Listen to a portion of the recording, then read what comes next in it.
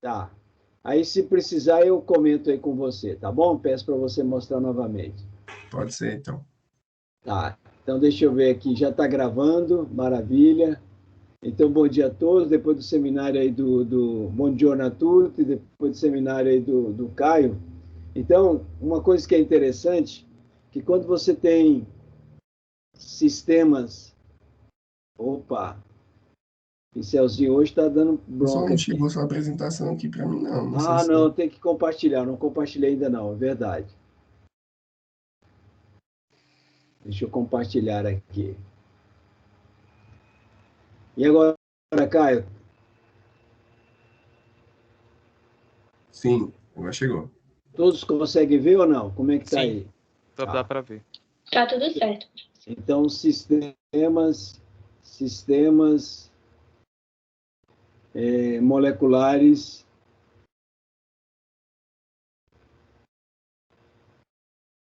dominados por forças dissipativas ou dispersivas, ou do tipo Van der Waals.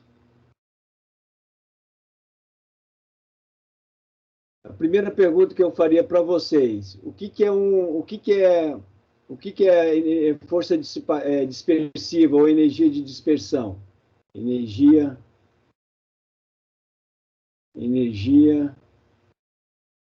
de dispersão, que a gente fala tanto, e é o que caracteriza, né? Então, quando você tem a sua energia total, você pode dividir ela, então, em energia eletrostática, mais energia de troca, mais energia de difusão, mais energia de dispersão. Se esse termo aqui domina, se o percentual da contribuição desse termo domina, então, quanto maior o termo dispersivo,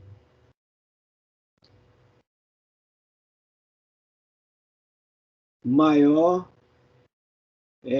ou então, maior o termo dispersivo, então, caracteriza ou é uma propriedade de um sistema do tipo Van der Waals.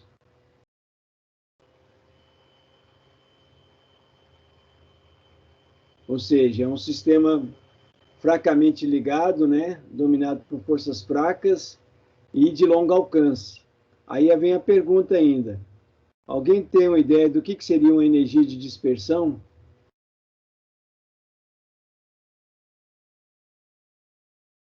Matheus, sobrou para você, Matheus. Ô, caramba. Porque também você trabalhou um pouco com forças, com o sistema do tipo Van der Waals, né? Não, trabalhei. Mas, Sim. no seu TCC, porque, Verdade. né? Vixe. Porque lá tem gases nobres, né? Tem um gás Tem nobre que é o gases nobres. criptônio, que é o É criptônio, né? verdade. E aí, Então, como ele é quimicamente inerte, ele... né?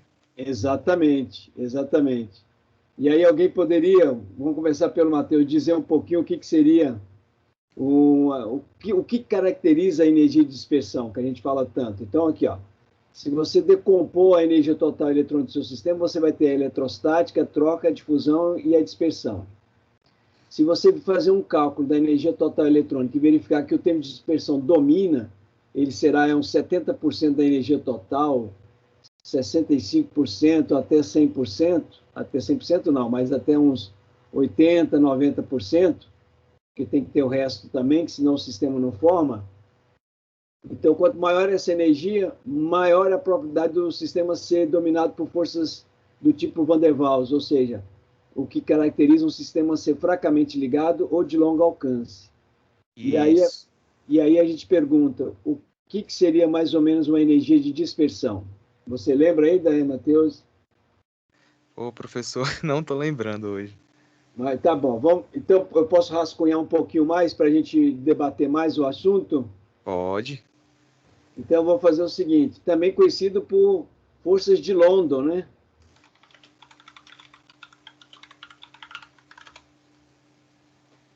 Então, quando Uhum. você tem essas forças também chamadas de London. Então, na realidade, é o seguinte: essas forças do tipo London, né?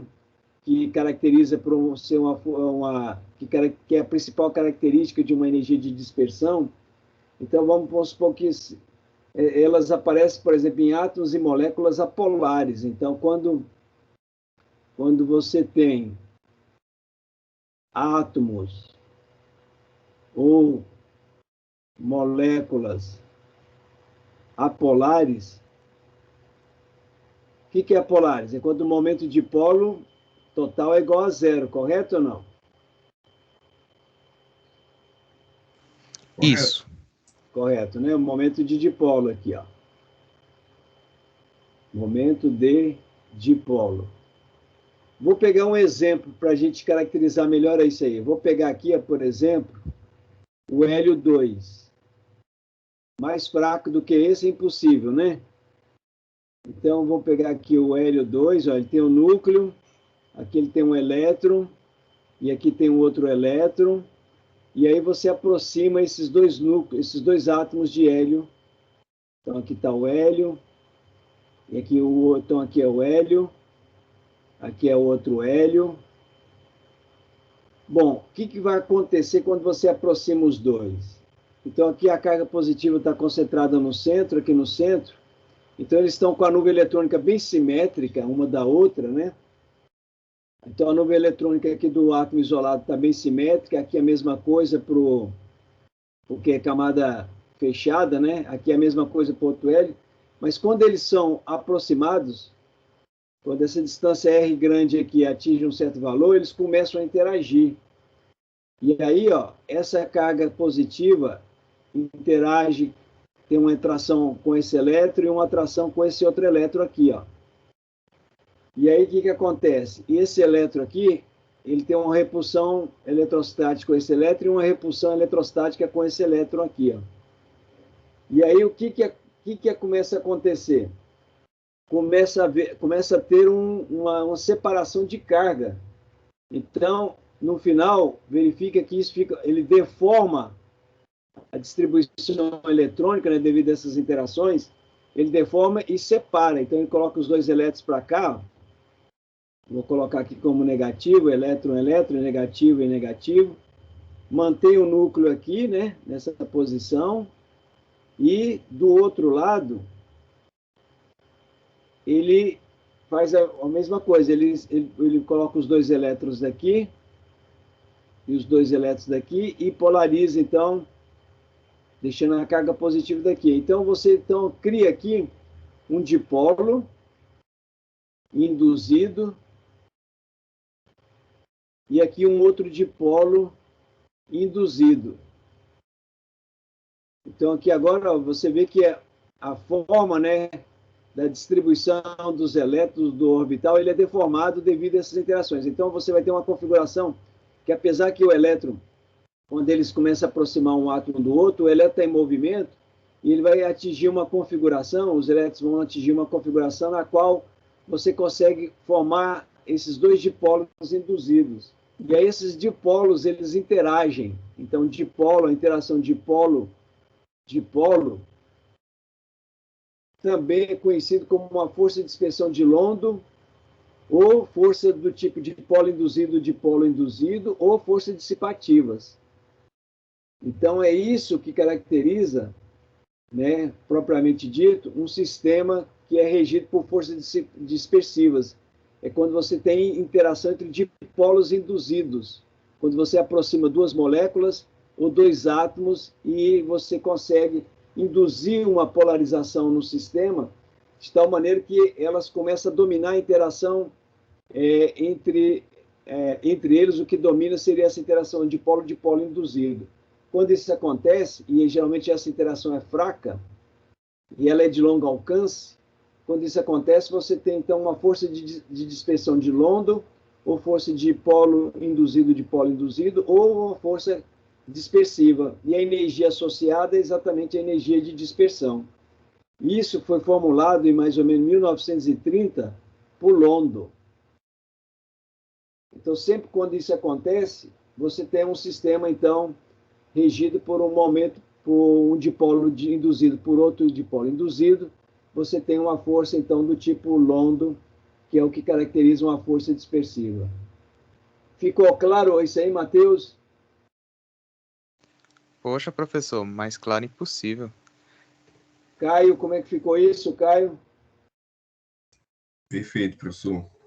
E aí, vamos então agora falar um pouquinho daquilo, a importância desse tema aqui, a polarizabilidade. A polarizabilidade que a gente simboliza pela letra alfa, e o dipolo, né? Só lembrando também, e o momento de dipolo, alguém ainda lembra como é que era a definição do momento de dipolo, se você tem uma distribuição? Era um somatório, né? Em I, de QI, RI, onde QI são as cargas, uma distribuição de carga, e RI é a distância relativa entre cada carga. Lembrando que para um sistema composto de duas cargas, você tem a negativa e a positiva.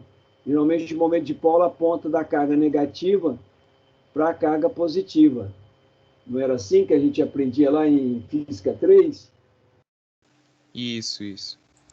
E aí, ó, agora a gente vai ver aquilo que o Caio falou. Por que você, quando tem um sistema fracamente ligado, e para definir aquela R de equilíbrio DE e aquele coeficiente C6, por que é importante considerar a polarizabilidade? Então, a polarizabilidade, vamos escrever aqui, ó, é a facilidade com que, vamos colocar aqui, com que a distribuição de cargas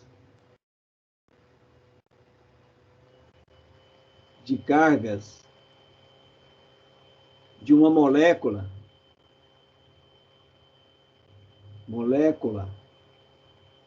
e aqui eu coloco o átomo também, que não é só para a molécula, do átomo também, pode ser distorcida. Pode ser distorcida. O que eu estou chamando de distorcida? Então, olha, ela distorceu, ela se modificou. Antes ela era bem simétrica, antes dos dois átomos se aproximarem, e quando eles aproximaram, ela distorceu. Ela virou aqui, ó, um elipsoide, enquanto que era uma casca esférica, virou uma casca elipsoide. Acontece, não precisa nem ser uma casca, né? Pode ser uma densidade, pode ser um elipsoide mesmo, um elipsoide e uma esfera. A densidade eletrônica era uma esfera e se distorceu em uma elipsoide, aproximadamente como um elipsoide. Então, quanto maior a facilidade, então vamos escrever aqui, ó, quanto maior o valor de alfa, implica numa maior facilidade de distorção da nuvem eletrônica, maior facilidade para distorcer, vamos pôr assim, né? Para distorcer, acho que é melhor. Para distorcer a nuvem eletrônica. Ok? Ficou legal isso aí? Tá ok?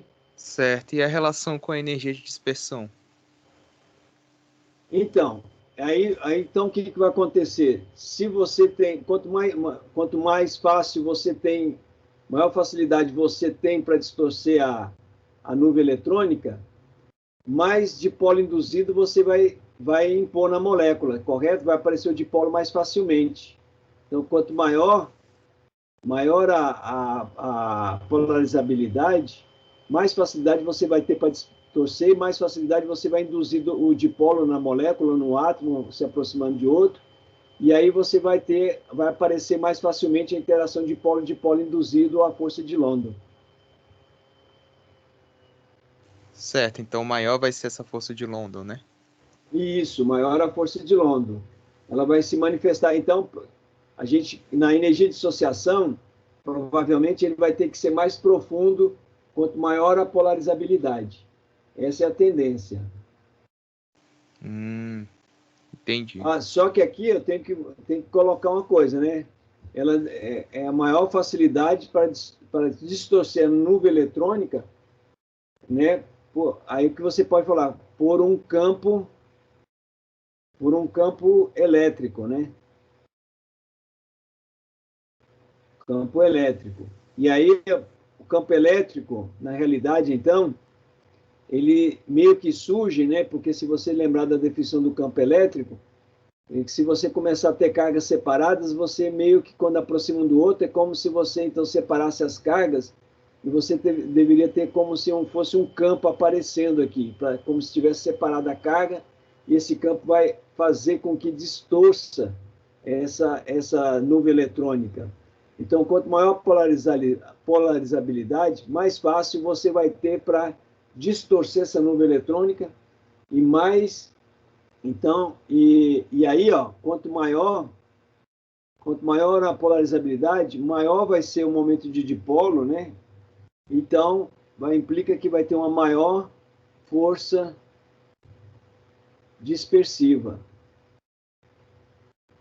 Desde que as coisas vão ligando, né, Marco? Se você tem uma maior força dispersiva, então você vai ter uma maior contribuição da força da dispersão, exatamente. Lá na energia total, no caso. Isso, lá na energia total, perfeito. Por isso que na hora que eu fui fazer o cálculo lá com aquele funcional ômega PBE, como ele não contemplava tão bem essa dispersão, por isso que Pronto, você matou. o poço não ficou tão profundo, não Não formou ficou, não ficou. Ah, sim. Acho que era esse o comentário que eu queria falar para você naquele dia da sua apresentação. Era mais ou menos isso que eu queria dizer. O senhor tinha deixado uma notinha sobre isso lá assim, em linhas gerais, né, na versão comentada do TCC que o senhor me entregou, né? Foi isso mesmo. Que memória boa sua, hein? Muito bem, era isso mesmo. E aí, Matheus, e a turma toda, né? Estou falando Matheus porque estou lembrando do trabalho dele.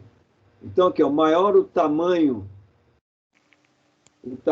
da molécula. Quando a gente fala maior o tamanho da molécula, quanto maior o número de elétrons, correto ou não? Uhum.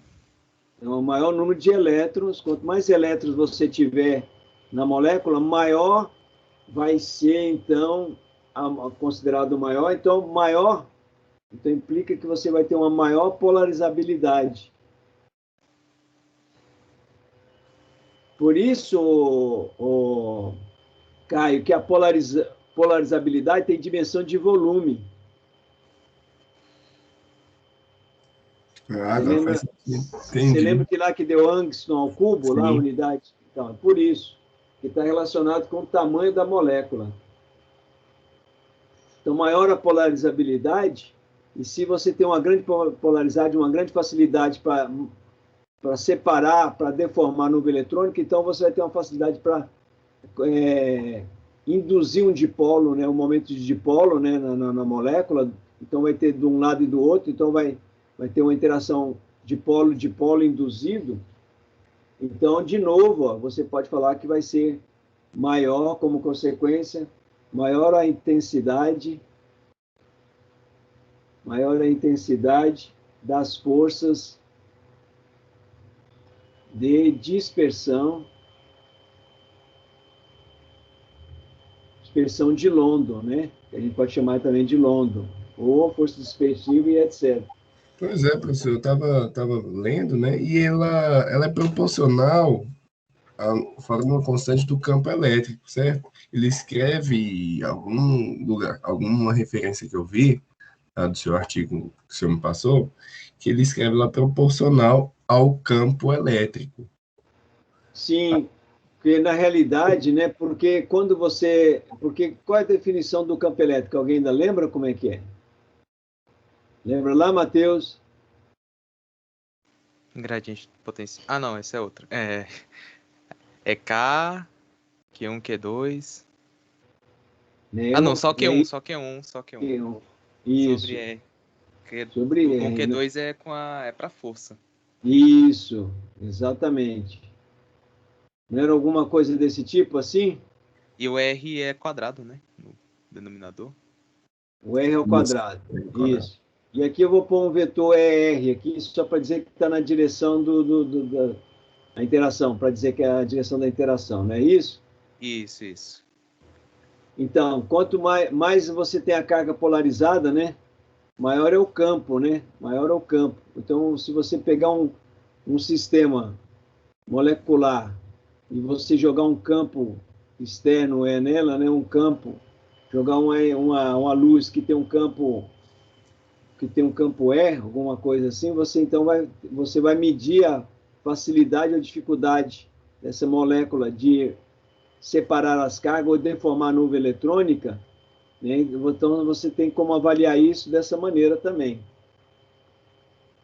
Tá certo, Caio? Nossa, entendi, professor. E aí, então aí que vem, né? Aí vem então fazendo experimentos de feixes moleculares cruzados.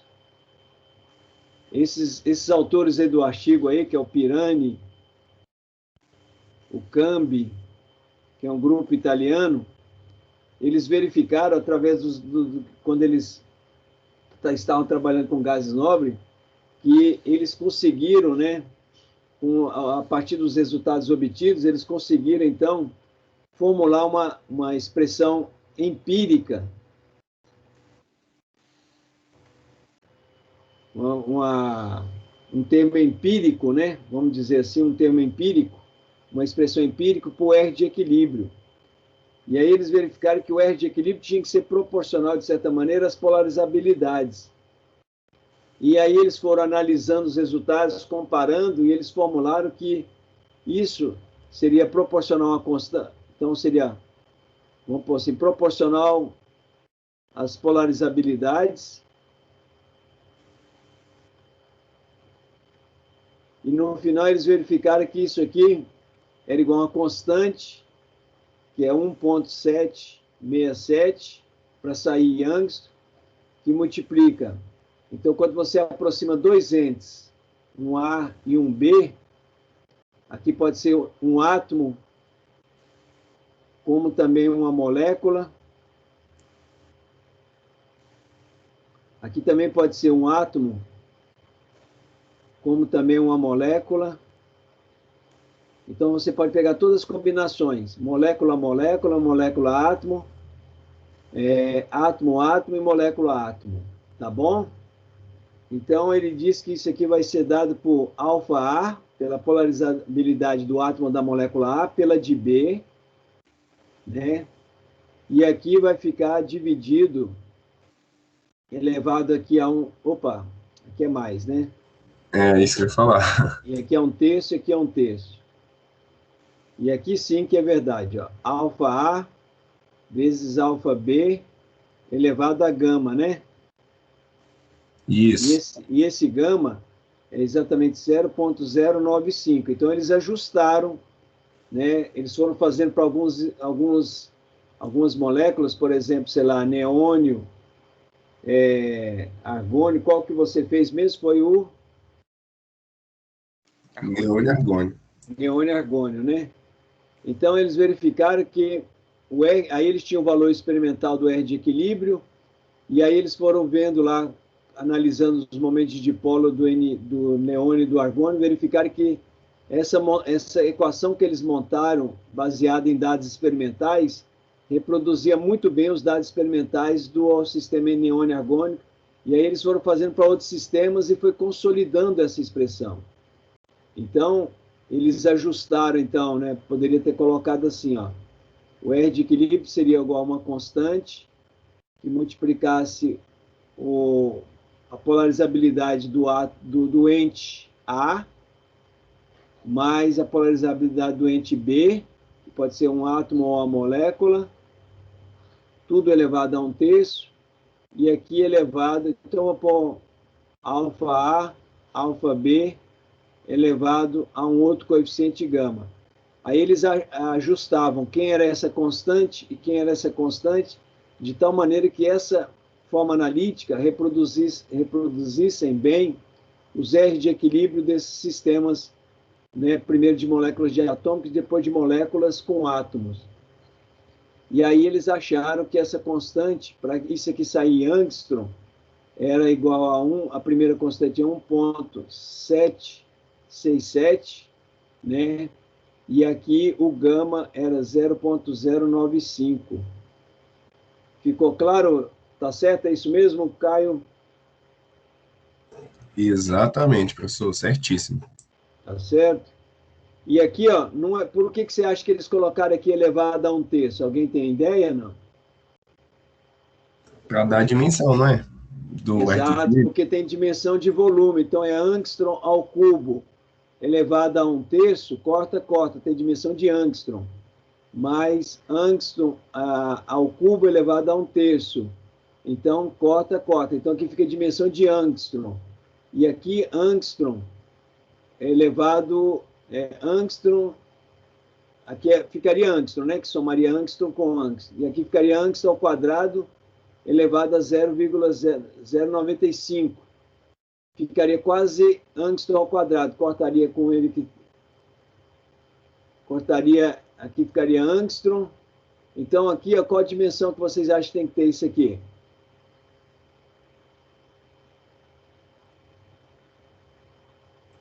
Sobre angstrom? É quase isso, né? Correto? Olha. Porque em cima ficaria angstrom e embaixo ficaria angstrom ao quadrado vezes 0,095.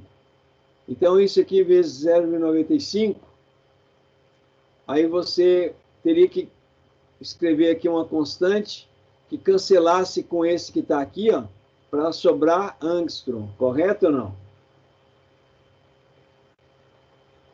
Isso. Correto. Então, aí ó, foi assim que eles peneiraram esse 1,727, que na realidade eles fizeram para alguns sistemas e depois eles generalizaram e ficou como para todos os sistemas. Ok? Perfeito.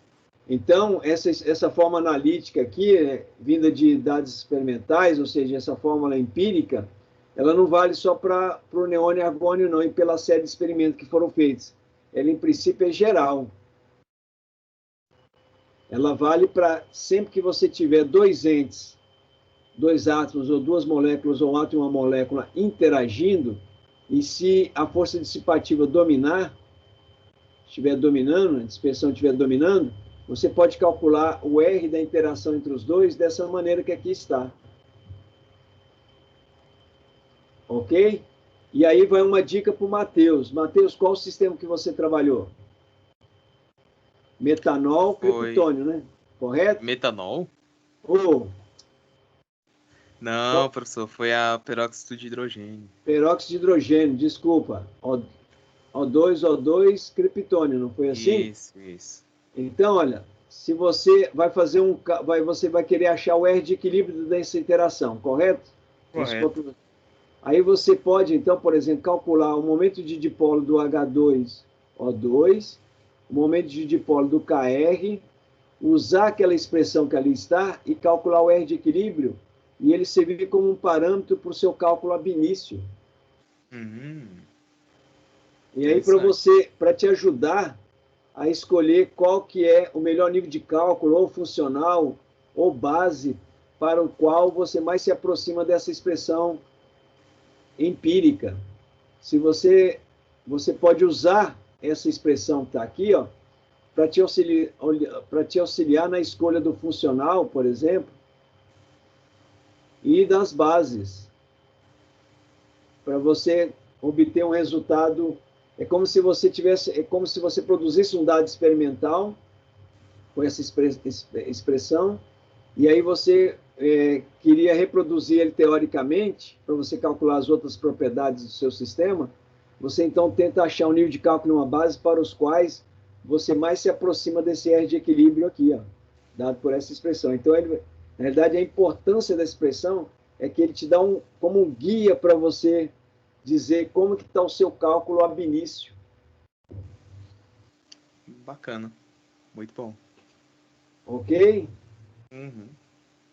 E aí, ele também indo nessa direção, baseado em dados experimentais, então ele também dá uma expressão empírica para calcular a energia de dissociação. Qual que é a energia de dissociação? Vamos lá, da expressão que o... Você lembra qual que é a expressão da energia de dissociação, Caio? Calma aí, só não lembro a constante. Mas Não, não, pode ser só a expressão. Eu acho que eu vou colocar aqui, então. Acho que eu me lembro ainda. 0,720. E aqui fica o C6 efetivo sobre R a sexta, R de equilíbrio a sexta. Como isso aqui R a sexta eletronvolt, a unidade disso aqui, então, escalonado por esse fator, o resultado sai em milieletronvolt. Ok? Onde esse C6 que está ligado à força dissipativa, a dispersiva, ele é igual, então, o K, e aqui ficaria, então, alfa A, alfa B, sobre alfa A sobre NA, elevado a meio, mais alfa B sobre NB, elevado a meio, onde esse K aqui, ó, ele é igual a 15,7, foi isso que eu falei mesmo, é 10 a terceira. sim. 10 a terceira. Então, o que vai acontecer? Esse coeficiente, ele tem que ter dimensão de milieletronvolt por Angstrom a sexta.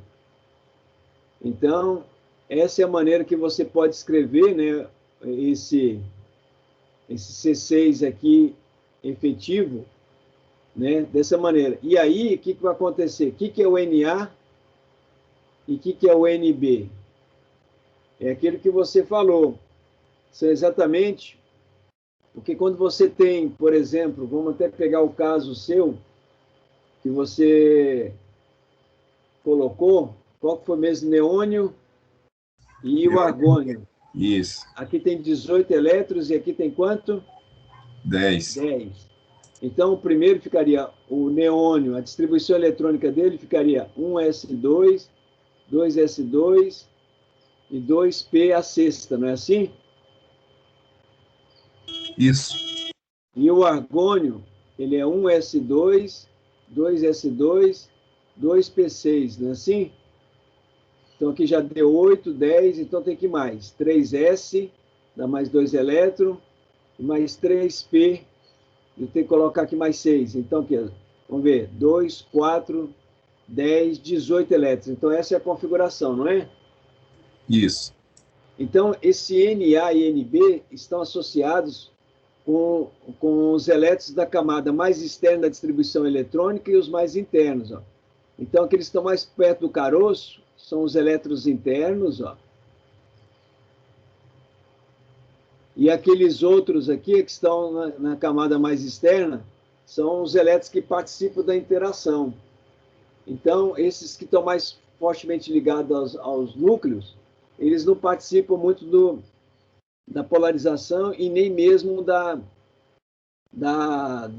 ligação ou da interação do seu sistema molecular ou entre átomos e entre moléculas e moléculas ou entre átomos e moléculas.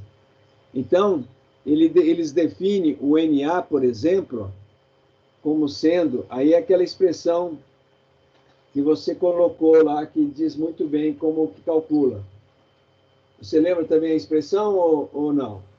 Lembra, é 1. Vamos Aí, lá. parênteses.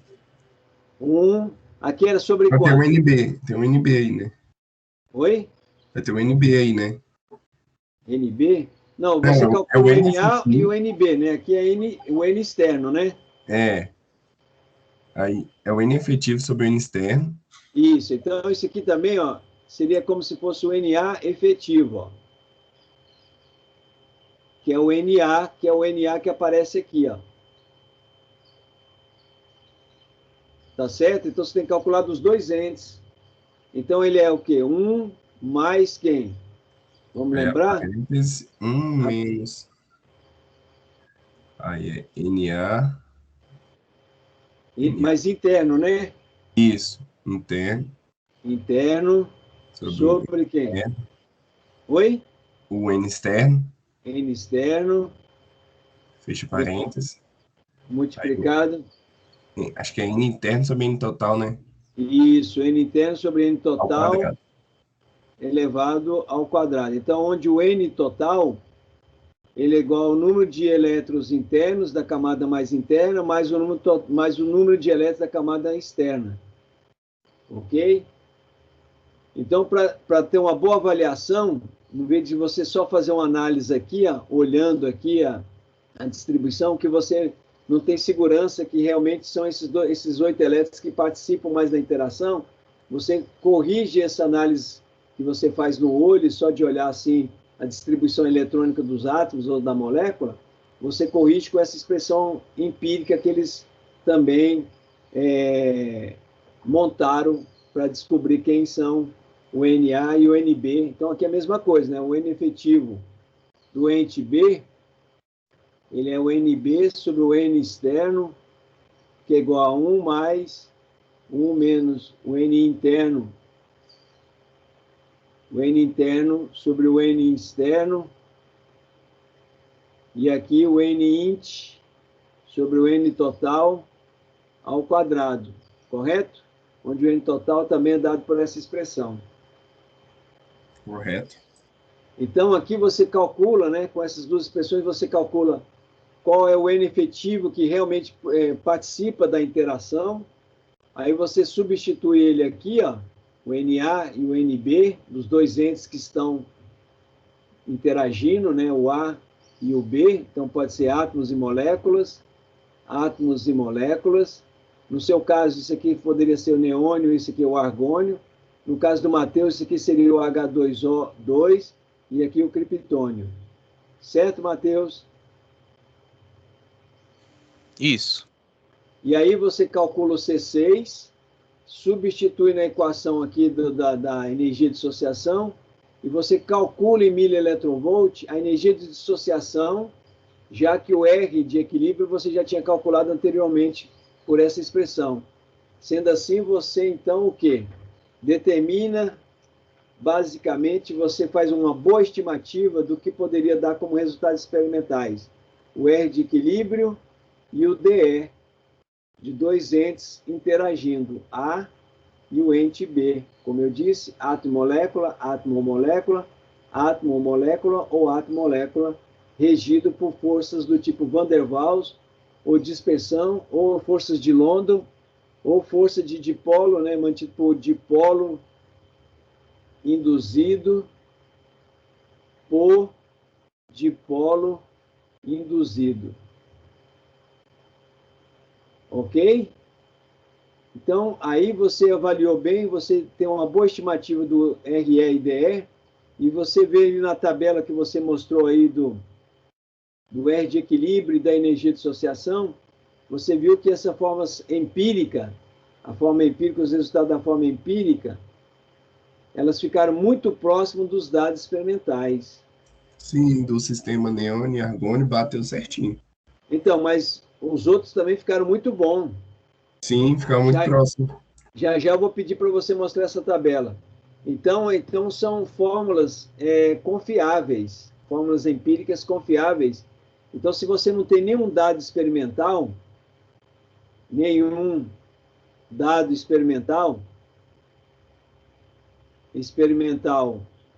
do RE e do DE, você pode usar essas fórmulas empíricas, estimar o RE e o DE, e depois achar a configuração de mínimo do seu sistema, né? Fazendo cálculos ab initio. Né? Então, você pode escolher aqui o melhor nível de cálculo e a melhor base, né? Baseado nesses dados que você pode obter aqui com essas fórmulas semi-empíricas. Ficou um pouquinho claro qual o objetivo dessas expressões? Matheus, Ana, Amanda, Vilmara, Caio. Ficou bom, ficou claro. Sim, professor. Sim, professor. Quer ver uma coisa interessante? Caio, qual é o sistema que você, quais são os sistemas que você vai estudar? O professor falhou aqui. Não lembra, não?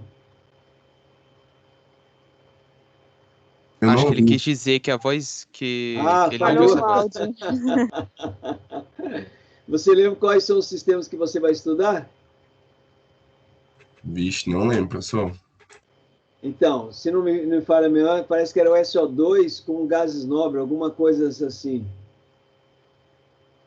Isso, eu acho que era alguma coisa assim mesmo. Era alguma coisa assim. E aí, o que vai acontecer? Você tem dados experimentais do RE e do DE. Se não tiver, você pode usar essas expressões e calcular o RE e o DE.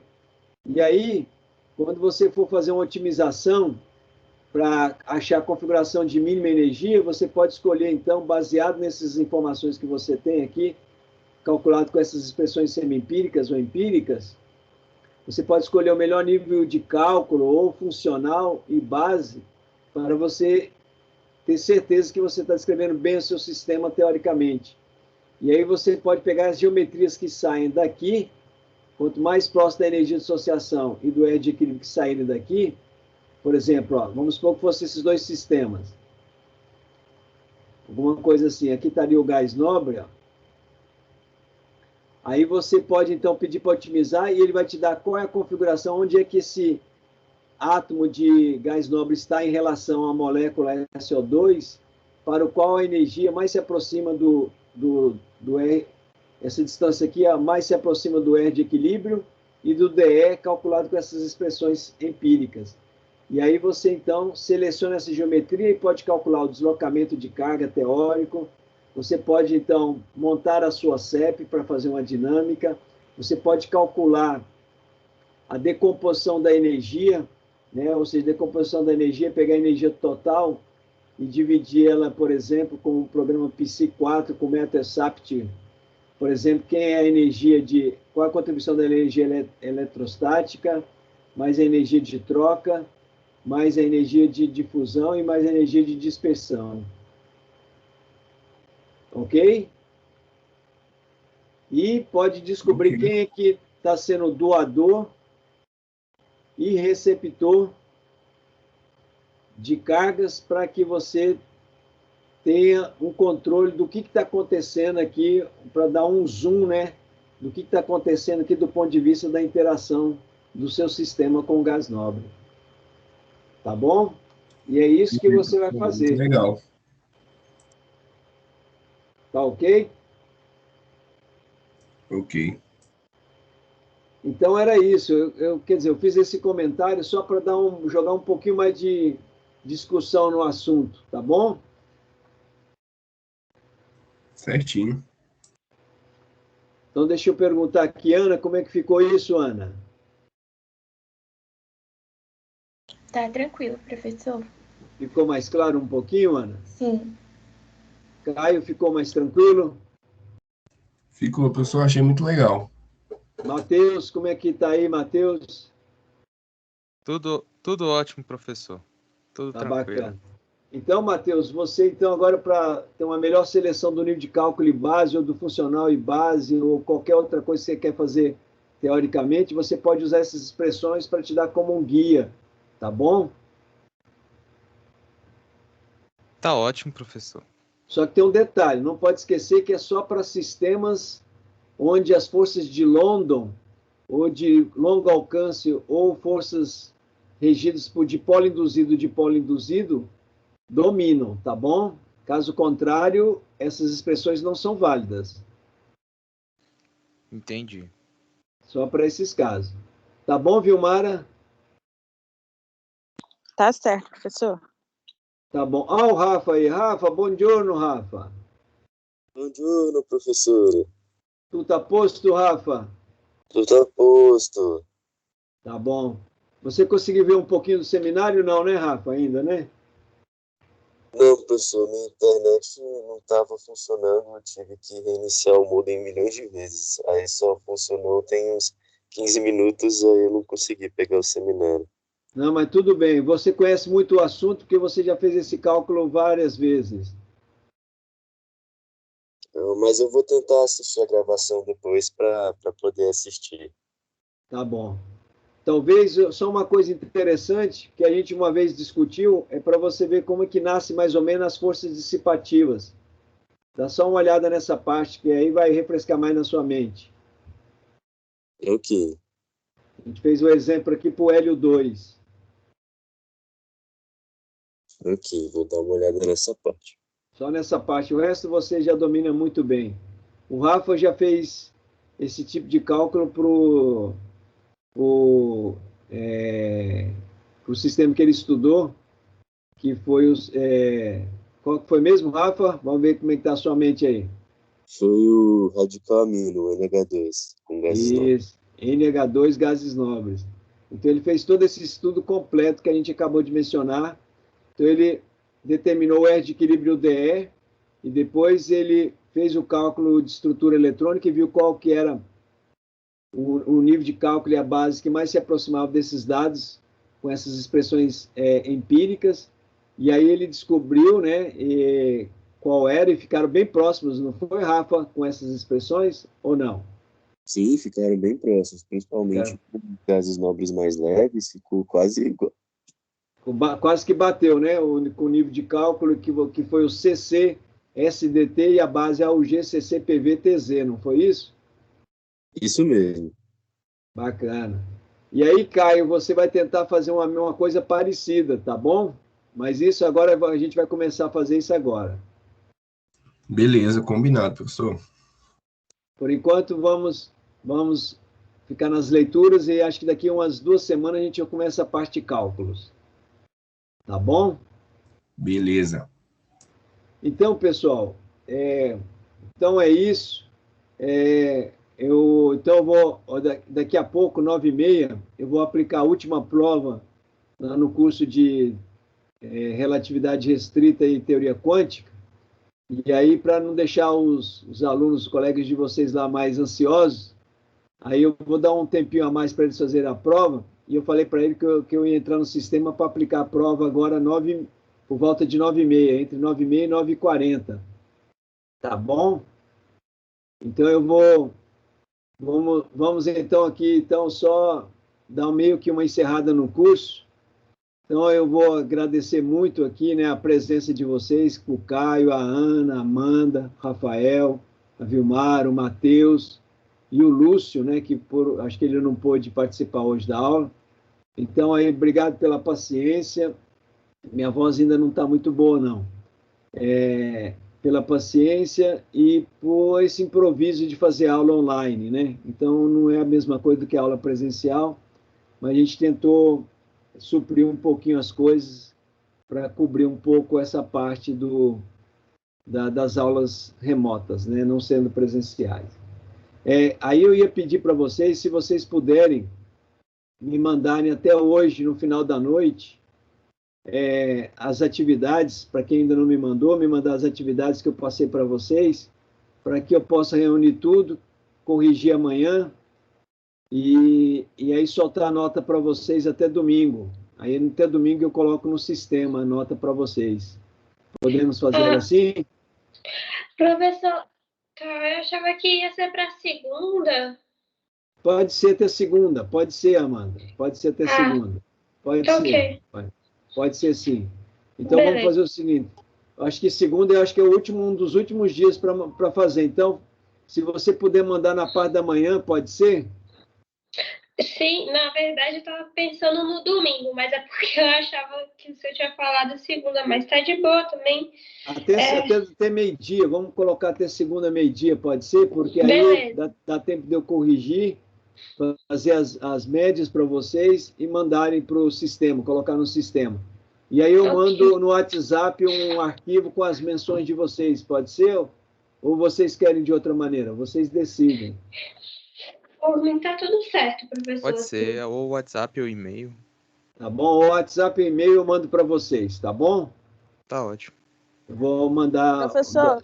Oi, Vilmara. Ai, desculpa, eu lhe cortei. Não, eu já tinha encerrado, tranquilo. Eu ia dizer que eu lhe agradeço, professor, porque eu já falei isso para o senhor antes e vou falar, reiterar, né, que eu tenho uma admiração muito grande pelo senhor como professor, que eu acho o seu professor sensacional. E sempre é muito bom fazer disciplina com o senhor. Muito obrigada aí por tudo, por compartilhar dos seus conhecimentos conosco. Ô, Vilmara, você falando assim, eu vou acreditar. Mas é verdade, professor. Não, mas Eita. é muito bom ter vocês aqui comigo dividindo essa disciplina. Eu gosto muito de vocês, é muito bacana conversar com vocês, passar essas coisas para vocês. Como eu disse, eu confesso que eu não me adaptei, provavelmente, dificilmente vou adaptar a aulas, né, remotas. Eu acho que não vai ser nunca a mesma coisa. Mas eu sou da sua turma, professor, que é um pouco estranho ainda. É um pouco estranho. Pode ser que isso domine daqui para frente, mas eu vou ser sincero, eu ainda gosto muito mais da aula presencial, porque a gente pode trocar muito mais ideias e debater muito mais as coisas e tirar as dúvidas mais facilmente. Mas é o que tem, né? Então não vai dar para ser diferente, né? Eu cheguei só a começar o meu semestre presencial no início de 2020 e aí acabou. Meu mestrado foi todo à distância. Foi assim. Acho que não é a mesma coisa, né? Não é a mesma coisa. Também, assim, a minha intenção, e eu ficaria feliz, é que se a gente for fazer um DIF, uma diferença do que vocês tinham como conhecimento dessa área antes do curso e depois do curso, se o DIF for maior do que 0, eu já estou feliz. Professor, esse DIF, acho que tem se fosse um arquivo, né, .dif, seria de 1 GB o tamanho. Olha aí, Matheus, muito bem falado. Esse Matheus, arquivo .dif de texto puro seria só 1 GB. Ô, Matheus. Bacana. Que bom que se isso aconteceu, eu fico muito feliz. E vocês também foram muito bem no seminário, acho que ficou bacana, descreveram bem. O que eu queria mesmo, por questão de tempo não deu para mostrar, e eu não consegui ir ontem no Instituto, por questões que eu não tive condições de ir no Instituto ontem, e aí a minha ideia ainda era tentar pegar o programa da TST que está lá nos computadores, e esses computadores que eu tenho acesso, eu já olhei todos eles, nenhum deles tem o programa TST.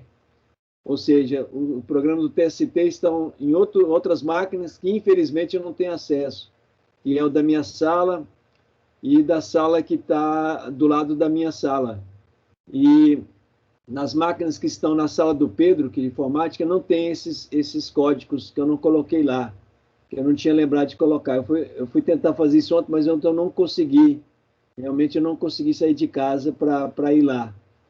E aí a ideia ainda era mostrar como é que vocês calculam taxas com e sem efeito de tunelamento, baseado naquele seminário lá do Lúcio, usando esse programa. Mas isso, se alguém interessar, eu posso passar o programa, né, para vocês, e eu posso mandar um arquivo, que eu já tenho até um arquivo chamado README, que ensina como vocês rodar e criar os inputs do programa para vocês calcularem essas taxas. Então, fica para uma outra vez, tá bom? Mas se alguém interessar ou precisar, por exemplo, para quem é da atômica molecular, pode ser que isso possa servir no futuro. Então, para quem interessar ou servir, lembrar como é que calcula a taxa, tudo aí pode lembrar aqui do curso e pode me mandar uma mensagem que eu passo na hora o programa para vocês, com esse README para vocês fazerem, e mais ainda, eu poderia mostrar na prática como que vocês podem manusear esse programa. É um programa que está em Fortran, que é muito útil e que já gerou muitas publicações. Então, ele é muito interessante. Tá bom? Ótimo, professor.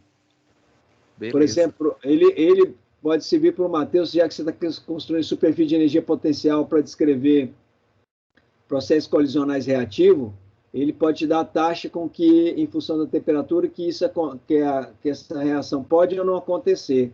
né, com efeito de tonelamentos. Então, pode até te servir também, Matheus. Aí você, se você precisar ou quiser acrescentar no seu trabalho de mestrado, ou se vocês quiserem usar para fazer mais coisas, você, o Matheus e todos os outros, é só me escrever, tá bom? Certinho, professor. O dia que eu estiver lidando com sistemas mais reativos, né? Isso, E exatamente. aí eu vou querer sim, com certeza. Tá Eu bom. te escrevo. Bacana. Aí eu passo e te passo o manualzinho de instruções para usá-lo. Ele está em Fortran, tá, Matheus? Sei que você aí é o dominador do Python, mas você no futuro, se você quiser, você pode até, partindo desse programa, fazer um programa até para você, passando ele para Python, como eu tinha sugerido. Você já pode até usar ele depois para tudo que você precisar aí na frente, ou vocês precisarem. Estou falando Matheus, é porque o Matheus está bem envolvido nessa área, né? Por isso que eu estou falando mais Matheus, mas é para todos. Tá bom? Tá ótimo, sim. Eu vou ter interesse sim, em estudar esses programas no futuro. Eu te passo na hora, Matheus, na hora mesmo. E aí eu vou fazer o seguinte, assim que eu melhorar um pouquinho, eu vou ali na física e vou trazer para cá, para esse computador que eu tenho em casa, e espalhar para os outros clusters da química e o lado do laboratório de Pedro, para quando eu precisar, alguém precisar, eu já vou ter disponível em várias máquinas. Tá bom? E aí eu posso passá-lo na hora para vocês, assim que for solicitado. Então é isso. Então eu vou mesmo parar por aqui para não deixar desesperado os meninos lá, que eles vão fazer. Então, obrigado pela paciência e pela contribuição no curso, tá bom? E que foi muito bom tê-los nesse curso e gostei muito de conviver com vocês nesse semestre. Foi muito bacana, uma experiência para mim muito rica. Então, muito obrigado, tá bom? Nós que agradecemos. Só ressaltando Obrigada, que professor. o Matheus pode falar bom fim de semana, sem sofrer represálias. Hoje você está credenciado a falar, Matheus. Finalmente, bom fim de semana. É interessante como a Ana lembra dos detalhes e das coisas todas que estavam envolvidas no curso com relação que envolve o Matheus em particular, né? Eu não vou ouvir mais também, Ana. Aquele ronco da motocicleta. É o que mais sofre bullying, coitado. É verdade, é verdade. Depois que a Larissa saiu, né? Sobrou eu, né? Sobrou o bullying todo. Como tem que continuar, não pode parar, então você foi, pelas suas falas, você foi eleito automaticamente, Matheus. Então o horário bom. Exato. Agora vai dissipar um pouquinho que não vai ter mais curso, né? Mas, por exemplo, o fato de eu ouvir, sempre que eu ouvir agora uma moto aqui chegando aqui perto do prédio aqui, vou lembrar do Matheus agora. Professor. Eita. O lanche. Toda vez que você olhar no relógio e der 9 horas, você vai pensar, caramba, o Matheus era para estar pedindo o horário do lanche agora. O lanche, mas tudo isso vai ficar na memória, tudo isso vai ficar aí e vai ficar como uma boa lembrança. Maravilha. Excelente, professor. Então, gaiato. É gaiato, você disse tudo, é gaiato, né? Ele vai falando assim com a gaiatice que é particular dele mesmo, né? Então, é uma propriedade. Isso. É a força de London dele, a gaiatice. Exatamente, professor. É o que causa dispersão aqui na aula. Causa dispersão, exatamente. Tá bom, pessoal? Então eu vou indo para eu não atrasar com as outras coisas que eu tenho que fazer então aqui agora. Certo. Tá legal? Só mais, lembra, pessoal. mais uma última vez, lembra de desligar a gravação. Né? A última do curso, tudo estamos aqui despedindo.